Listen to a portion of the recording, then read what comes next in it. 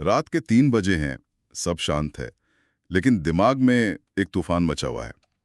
किसी पुरानी बहस को मन में बार बार दोहराना या कल होने वाली मीटिंग की हर छोटी बड़ी बात की चिंता करना। अगर ये सब कुछ जाना पहचाना लग रहा है, तो आज हम इसी आदत की गहराई में उतरने वाले हैं। ओवर थिंकिंग यानी बहुत ज्यादा सोचना।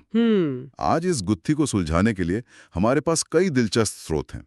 कुछ मनोवैज्ञानिक गाइड बुक्स हैं, मानसिक स्वास्थ्य तकनीकों पर लिखे गए आर्टिकल्स भी हैं। हाँ, और शौर्या कपूर की किताब the art of not overthinking से भी कुछ खास बातें हैं। बिल्कुल।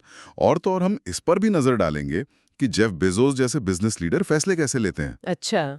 तो आज हमारा मिशन है इस दिमागी चक्रव्यूह का एक तरह से नक्शा तैयार करना। पहले हम समझेंगे कि ओवरथिंकिंग आखिर है क्या। ठीक है। फिर जानेंगे कि हमारा दिमाग ऐसा करता ही क्यों है, और आखिर में इस चक्रव्यूह से बाहर निकलने के कुछ असरदार रास्ते खोजेंगे। तो चलिए शुरू करते हैं। तो सबसे पहले ये समझना जरूरी है कि सोचने और बहुत ज्यादा सोचने में फर्क क्या है। हाँ, ये बहुत बड़ा सवाल है। मान लीजिए आप कहीं घूमने जाने का प्लान बना रहे हैं, तो आप सोच विचार करेंगे, बजट बनाएंगे, जगह देखेंगे। ये हुई प्रोडक्टिव सोच। सही। लेकिन अगर आप घंटों तक बस यही सोचते रहें कि कहीं फ्लाइट मिस हो गई तो, कहीं मौसम खराब हो गया तो, और कोई फैसला ही ना ले पाए, तो मतलब आप ओवरथिंकिंग के जाल में फंस चुके हैं। बिल्कुल सही। हमारे स्रोत इसे बहुत साफ तरीके से समझाते हैं। मददगार सोच मतलब प्रॉब्लम सॉल्विंग आपको किसी नतीजे पर पहुंचाती है, उसका एक अंत होता है। हाँ। लेकिन ओवरथिंकिंग एक लूप की तरह है, एक बंद गली जिसमें आप बस घूमते रहते हैं और सिर्फ थकान और थकावट हाथ लगती है। एक ट्रेडमिल पे दौड़ने जैसा। हाँ, एकदम। आप थक तो बहुत जाते हैं पर पहुंचते कहीं नहीं। और यहाँ एक बहुत दिलचस्प बात सामने आती है। मनोविज्ञान की एक गाइड बुक के मुताबिक ओवरथिंकिंग के 2 मुख्य चेहरे हैं। पहला है चिंता यानी वरिंग। ये भविष्य को लेकर है।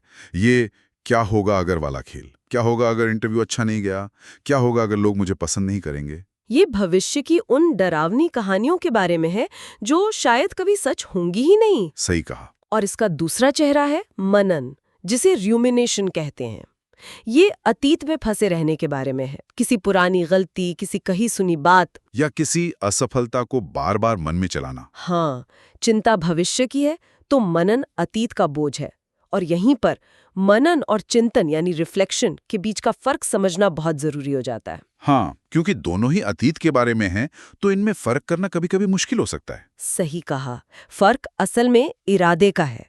चिंतन सीखने के इरादे से होता है। आप सोचते हैं उस प्रोजेक्ट में क्या गलत हुआ था और अगली बार मैं इसे बेहतर कैसे कर सकता हूँ। मतलब ये रचनात्मक है। बिल्कुल।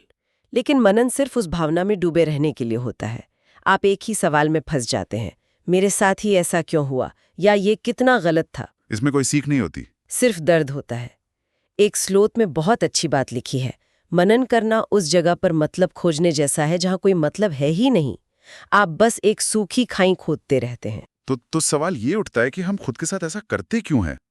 ये तो अपने ही दिमाग के खिलाफ काम करने जैसा लगता है। क्या हमारे दिमाग में कोई गड़बड़ी है? गड़बड़ी नहीं, बल्कि ये हमारे दिमाग के डिजाइन का एक साइड इफेक्ट है। समझिए कि हमारा दिमाग बहुत पुराने सॉफ्टवेयर पर चल रहा है। अच्छा। इसकी जड़ हमारे दिमाग के विकास में है। सब कुछ डर से शुरू होता है। हमारे दिमाग का एक बहुत पुराना हिस्सा है एमिगडाला। आप इसे दिमाग का स्मोक डिटेक्टर समझ सकती हैं। Smoke detector? हाँ, उसका काम बस खतरा भांपकर अलार्म बजाना है ताकि हम सुरक्षित रह सकें। अच्छा, तो ये वो हिस्सा है जिसकी वजह से तेज हॉर्न की आवाज सुनकर दिल धड़कने लगता है, भले ही कोई खतरा ना हो। बिल्कुल। फिर दिमाग का सीईओ यानी प्री फ्रंटल कॉर्टेक्स मैदान में आता है। ये दिमाग का सोचने, समझने और योजना बनाने वाला हिस्सा है। ये उस अलार्म की वजह का विश्लेषण करता है। लेकिन समस्या तब होती है जब स्थिति अस्पष्ट हो, मतलब एम्बिगुअस हो। जैसे मान लीजिए आपने किसी को मैसेज किया और जवाब नहीं आया। अब स्मोक डिटेक्टर मतलब अमिगडाला को खतरा महसूस हो रहा है, लेकिन सीईओ यानी प्री फ्रंटल कॉर्टेक्स के पास कोई डेटा नहीं है कि जवाब क्यों नहीं आया। और तब दिमाग खाली जगहों को भरने के लिए अपनी कहानियां गढ़ना शुरू कर देता है। ये एकदम सही। और वो कहानियां ज्यादातर डरावनी ही होती हैं। एकदम सही। सीईओ सबसे बुरे सिनारियो सोचने लगता है। शायद वो मुझसे नाराज है, मैंने जरूर कुछ गलत कह दिया होगा। और स्मोक डिटेक्टर का अलार्म बजता रहता है। और सीईओ उसके लिए वजह ईजाद करता रहता है। बिना किसी वजह के डर का ये एहसास, यही तो चिंता यानी एंजाइटी है। तो असल में हमारा दिमाग हमारी रक्षा करने की कोशिश कर रहा है। बस कभी कभी वो जरूरत से ज्यादा ही करने लगता है। हाँ, ये बात एक दूसरे स्रोत से भी जुड़ती है, जो निश्चितता मतलब सर्टेनिटी को लेकर हमारे जुनून की बात करता है। ऐसा लगता है कि हम चाहते हैं कि सब कुछ पहले से पता हो। हाँ, और ये एक बहुत बड़ी वजह है। एक लेख में इसकी तुलना न्यूटन के भौतिकी के सिद्धांत से की गई है। न्यूटन से? वो कैसे? न्यूटन के जमाने में लगता था कि अगर हमारे पास किसी चीज का पूरा डेटा हो तो हम उसके भविष्य का सटीक अनुमान लगा सकते हैं। अच्छा, हमें इसी निश्चितता की आदत पड़ गई है। हम एक अनिश्चित दुनिया में रहते हैं, लेकिन उम्मीद करते हैं कि हर चीज का जवाब मिले, हर चीज हमारे कंट्रोल में हो। और जब ऐसा नहीं होता तो हमारा दिमाग उस खालीपन को चिंता से भर देता है। बिल्कुल। ठीक है, तो हमारा दिमाग एक पुराने जरूरत से ज्यादा सुरक्षा देने वाले सिस्टम की तरह है, जो अनिश्चितता से नफरत करता है। ये समझ में आता है कि हम इस जाल में क्यों फंसते हैं। लेकिन सबसे बड़ा सवाल ये है कि इस ट्रेडमिल से उतरें कैसे। अच्छी बात यह है कि हमारे स्रोतों में सिर्फ समस्या नहीं, समाधान भी दिए गए हैं। हाँ, बिल्कुल। कहाँ से शुरू करें? चलिए एक बहुत ही सरल लेकिन हैरान करने वाली शक्तिशाली तकनीक से शुरू करते हैं, जिसे अफेक्ट लेबलिंग कहा जाता है। Affect labelling? इसका सीधा सा मतलब है अपनी भावना को पहचानकर उसे नाम देना। बस जोर से या मन में यह कहना, मुझे घबराहट महसूस हो रही है या मैं निराश हूं। एक मिनट, बस इतना ही? ये तो सुनने में बहुत आसान लगता है। क्या सिर्फ भावना का नाम लेने से कुछ होता है? मतलब ये काम कैसे करता है? ये सुनने में आसान लग सकता है, लेकिन इसके पीछे विज्ञान है। जब आप अपनी भावना को नाम देते हैं तो आपके दिमाग की गतिविधि उसके भावनात्मक हिस्से यानी स्मोक डिटेक्टर एमिगडाला से हटकर तर्कसंगत हिस्से की ओर चली जाती है, मतलब सीईओ के पास। एकदम 2007 के एक अध्ययन में पाया गया कि भावनाओं को शब्दों में बयां करने से एमिगडाला की गतिविधि सचमुच कम हो गई। इसे नाम देकर काबू करना या name it to tame it भी कहते हैं। वाह, ये ऐसा है जैसे किसी अंधेरे कमरे में किसी अनजान चीज से डरने के बजाय आप टॉर्च जलाकर देख लेते हैं कि अरे ये तो बस एक कुर्सी है। बिल्कुल, डर कम हो जाता है। डर कम हो जाता है। ये कमाल का है। यानी अपने एहसास से लड़ने के बजाय उसे बस एक नाम दे देना। ठीक है, ये तो हुआ पहला कदम। अगला क्या है? मैंने देखा कि कई स्रोत एक्शन लेने यानी कुछ करने पर बहुत जोर देते हैं। हाँ, ये बहुत जरूरी है। शौर्य कपूर अपनी किताब में लिखते हैं, एक्शन चिंता को कम करता है। Action diminishes anxiety. सही। ओवरथिंकिंग अक्सर तब बढ़ती है जब हम निष्क्रिय होते हैं, जब हम सिर्फ सोचते रहते हैं, कुछ करते नहीं। और ये बात सीधे जेफ बेजोस के फैसले लेने के तरीके से जुड़ती है। हाँ, वो 70% नियम, जिसे वो 70% नियम कहते हैं, इसलिए लेते हैं। ये सुनने में अजीब लगता है। मेरा दिमाग तो किसी रेस्टोरेंट को चुनने में पहले 110% जानकारी चाहता है। बिल्कुल, और इसीलिए हम फंस जाते हैं। बेजोस का सिद्धांत कहता है कि ज्यादातर फैसले तब ले लेने चाहिए जब आपके पास लगभग 70% जानकारी हो। सिर्फ 70%? हाँ, अगर आप 90% या उससे ज्यादा जानकारी का इंतजार करते हैं तो आप बहुत धीमे हो जाएंगे। और अगर आप किसी फैसले को लेकर 100% निश्चित हैं तो शायद आप पहले ही बहुत देर कर चुके हैं। एकदम सही।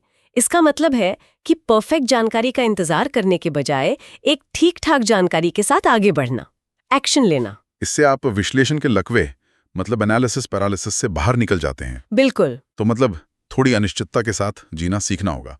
और ये कंट्रोल छोड़ने वाले एक और बड़े आइडिया से जुड़ती है, जो हमारे एक स्रोत में दिया गया है।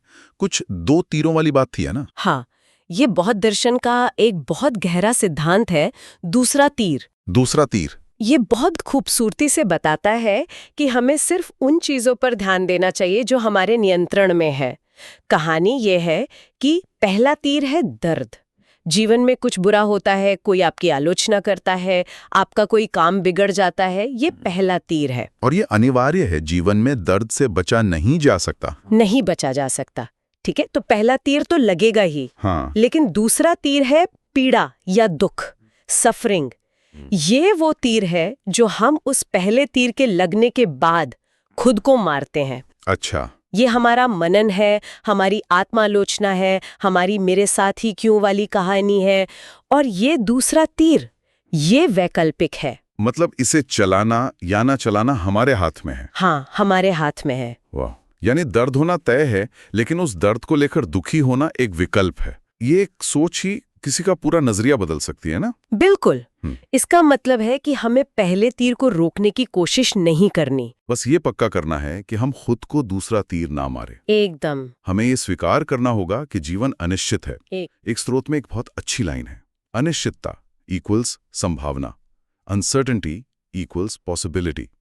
जब हम निश्चितता की मांग छोड़ देते हैं तो हम संभावनाओं के लिए दरवाजे खोल देते हैं। तो इन सब बातों को जोड़कर देखें, भावनाओं को नाम देना, दूसरा तीर ना चलाना, ऐसा लगता है कि इसका सार विचारों से लड़ना नहीं बल्कि उन्हें बस एक दूरी से देखना है। हाँ, ये तो माइंडफुलनेस जैसा लगता है। हाँ, ये सब माइंडफुलनेस के ही अलग अलग रूप हैं।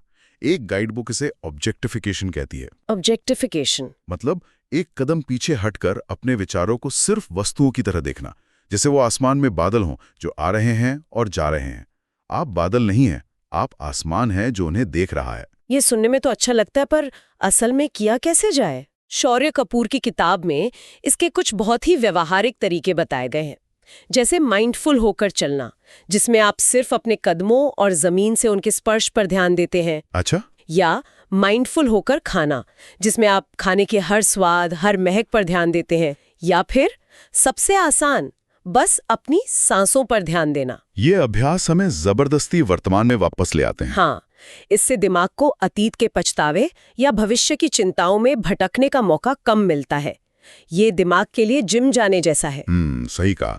तो आज हमने दिमाग के पुराने स्मोक डिटेक्टर से लेकर निश्चितता की हमारी खोज तक, और फिर उससे बाहर निकलने के तरीके, हाँ, भावनाओं को नाम देने, 70% के नियम पर एक्शन लेने और माइंडफुलनेस जैसे असरदार तरीकों तक काफी कुछ समझा है। इन सब में एक ही धागा है, अपने विचारों में उलझे एक किरदार होने के बजाय उनका एक दर्शक या ऑब्जर्वर बनना।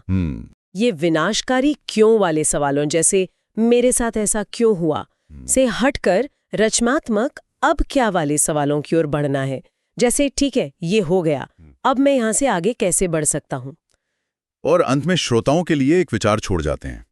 कई स्रोतों में यह बात छिपी हुई है कि ओवरथिंकिंग असल में किसी चीज से बचने, माने अवॉइडेंस का एक बहुत चालाक तरीका है। अच्छा। हाँ, हमें लगता है कि हम किसी समस्या के बारे में बहुत गहराई से सोच रहे हैं, पर असल में हम उस पर कोई कदम उठाने से बच रहे होते हैं। शायद हम उस सच्चाई को स्वीकार करने से बच रहे होते हैं जिसे हम बदल नहीं सकते। तो एक विचारणीय सवाल ये है कि ये बहुत ज्यादा सोचने की आदत असल में आपको किस भावना को महसूस करने से या किस काम को करने से बचा रही है। शायद उस चीज से बचने के बजाय उसका सामना करने में ही इस चक्र को तोड़ने का असली समाधान छुपा है।